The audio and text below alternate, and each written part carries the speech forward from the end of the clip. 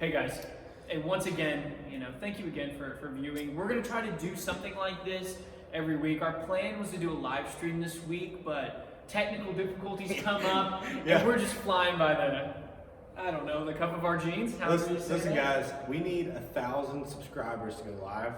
I'm at 5, okay? So we're almost there, but we need a little help. So if you've got some friends that want to subscribe to our page, please do so. It'd also be a great way to share Jesus with your friends. So get them to subscribe to my page so we can go live here soon. And we know 1,000 subscribers is a lofty goal. It really is, considering there's 30 of us. But we're going to try to explore some other options. So just be on the lookout for some of those things. We're going to try to make next week a little more interactive with you guys because we want you guys to be involved like you're still here, even though you're not here. But for this week, we thought it was really, really important just to continue to still meet like this and just talk and to be able to get out some information to you guys because you guys deserve it. And I know you guys are probably trying to find things to do at this point. Day 3 of a quarantine. Yeah.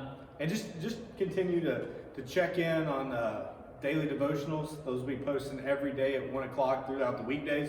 So that means Monday through Friday, in case you're wondering. But yeah, 1 o'clock every day. Me and Jacob will be taking turns. We'll be getting leaders included. We might even be together in some of those videos. But continue just to check those out so we can still interact. If you have questions or anything like that, please let us know. We'd love to answer those. Yeah, definitely. So our topic today is a topic that I know that a lot of people probably haven't thought about during this time with all this confusion and all this chaos and all these things going on, and that topic is one of hope. So first, I kind of want to ask you a question, Bryce. What has been going on with you, Bryce Stockton, the last couple of days just with the coronavirus going around, and how has it impacted your life? Man, there's a lot to unpack there. I mean, last week has been stressful, if I had to say. I mean, listen, trying to figure out all these things with church closing down, trying to figure out what we're doing tonight. Even Sunday was just trying to figure out. There's a lot of like unknowns, things that we haven't done before. I mean, I've never had church on a live stream. Nor have I produced one, and so it's just been like a lot of like thinking of things outside of the box that we've never done before.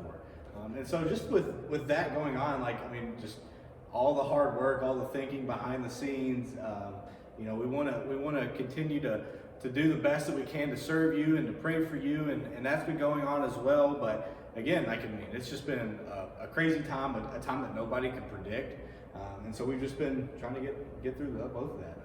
Yeah. I feel like I've been running around and nonstop. I thought, quarantine, we're not gonna have to do. And then it's only double what we've been doing. It's just felt crazy. But throughout all of that, I know that we've been doing those, like I said, we added on those devotional videos and some of those other things. So far, we've discussed things like fear, we've discussed joy, and we've looked at those things. Well, tonight, when we focus on hope, I want you to do one thing. If you had to define hope, right, how would you do that? Yeah, well, I just want to say Jacob did a great job on his post about fear or about joy earlier. So if you didn't get a chance to go look at that, please go look at that. But if I had to define hope, I kind of cheated a little bit and I went with the Webster's Dictionary. So I'm just gonna read that real quick. It says a feeling of expectation and desire for a certain thing to happen. So a feeling or expectation, a desire for a certain thing to happen. And if I had to add that, I would probably say like a longing as well. Like there's this inner sense that you want something. Like sometimes we want something even if we don't realize we want something. But more often than not, we're hoping for something that we know is out there, that we can achieve or obtain, something like that. And I actually looked up a quote from John Piper as well on this. And this is what he had to say. He said, ordinarily, when we express hope, we are expressing uncertainty. Let's just pause right there. He said, again, when we express hope, we are expressing uncertainty. So we're hoping in things that we don't think is really going to happen. So, like for example, like a little kid might hope for his dad to come home at work at 6 o'clock. And he hopes for that, even though that has probably never happened and probably will not happen for a while. but his hope, like that kid's hope, is a little uncertain because he doesn't think his dad's really going to come home.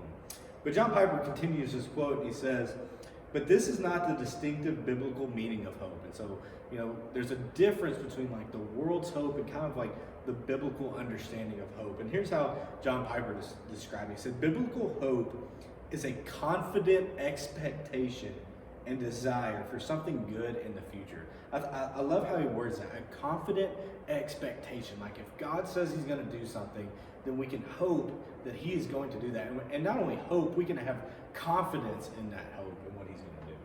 Yeah. I think that's really good, especially in this time where a lot of things are uncertain. Yeah. And we don't know what's going to happen tomorrow or the day after. Like we're talking about all these things and making these plans, and like we have no clue. The world could literally end tomorrow, and we would have no clue. But it's great that we can have hope, and that hope that you're talking about. So leads into my next question that I just want to talk about. It says, as Christians, myself included, you, Allie was up here earlier, who's a Christian as well. What are some things that we can hope for during this time? Yeah, I would say that first, I think we have to understand that hope's a good thing, and I think a lot of us have experienced hope. I mean, many of us have. For me, one thing I'm hoping for is that all the toilet paper doesn't run out in the stores, because we need that, right? But like right now, you can't even find any. So I'm hoping that doesn't happen. But on a more serious note, I think we all have kind of hope for peace and for suffering to kind of end on this earth. Like, we hope that this virus goes away soon, and it's something that I think is good. Example for me again, like I hope that this virus goes away so we can get back to Student Connects on Wednesday nights and get back to church on Sunday mornings and different things like that. And again, I think all of those are okay hopes. Like I don't think it's wrong to hope for something like that. And according to John Piper's definition, a biblical hope is hoping for something good to happen. A hope of suffering to end, a hope of people not dying, like those are all really good things to hope for and to have. And I think as Christians, we should hope for those things. We shouldn't want to see people die. We shouldn't want to see suffering go on. Like we want those things to end.